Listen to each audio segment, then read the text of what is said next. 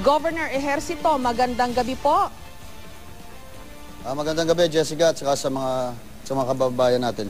Paano po ba ito? Parang taon-taon na lang, hindi na nagbago yung karanasan at yung kapalaran ng marami nating mga kababayan. Kayo na rin po, dyan sa Laguna.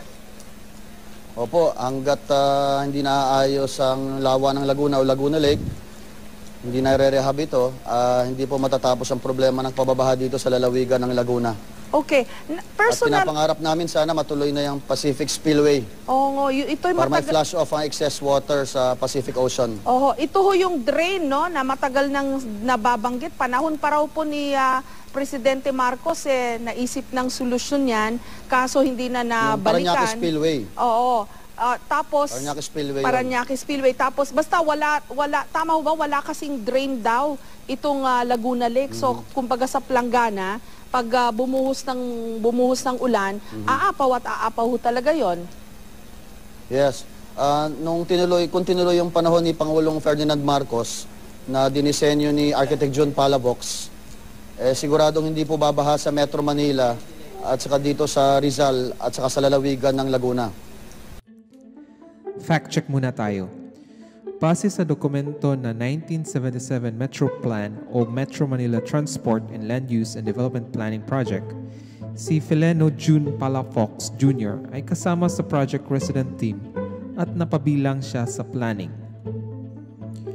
Ngayon, ayon sa official website ni June Palafox, ang plano noon para maiwasan ang baha ay kapag tumaas na ang tubig sa ilog ng Pasig at Marikina, ang sobrang tubig ay ipapadaan sa Manggahan Floodway papuntang Laguna Lake.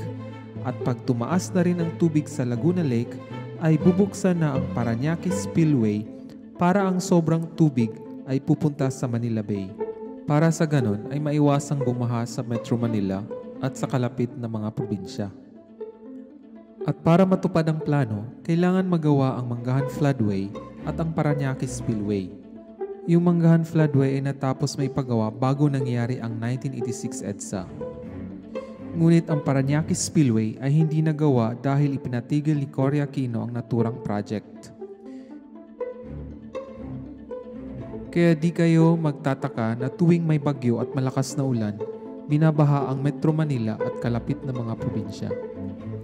Yan ay dahil sa kapalpakan ni Cory Aquino at sa mga pagbaliwala sa mga sumusunod na presidente na bigyang solusyon ang problema sa baha. Magaling na urban planner si June Palafox, pero dahil dating planner siya noong kapanahunan ni Marcos, hindi siya pinapakinggan ng mga anti-Marcos na politiko. Kaya nga minsan ay nasabi ni Pangulong Marcos ito.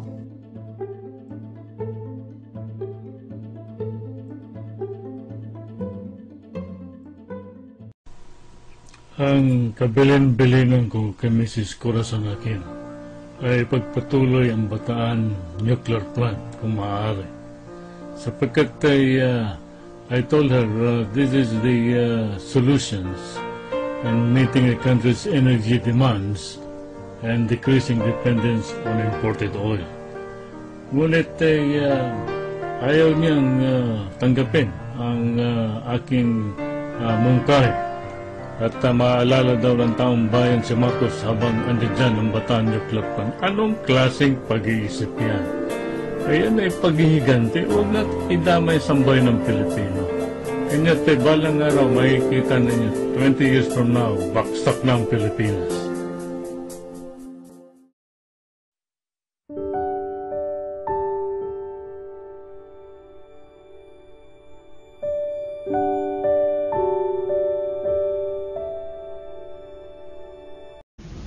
Thank you for watching our videos. Please don't forget to click the subscribe button and the bell notification icon so you will be notified of our latest videos.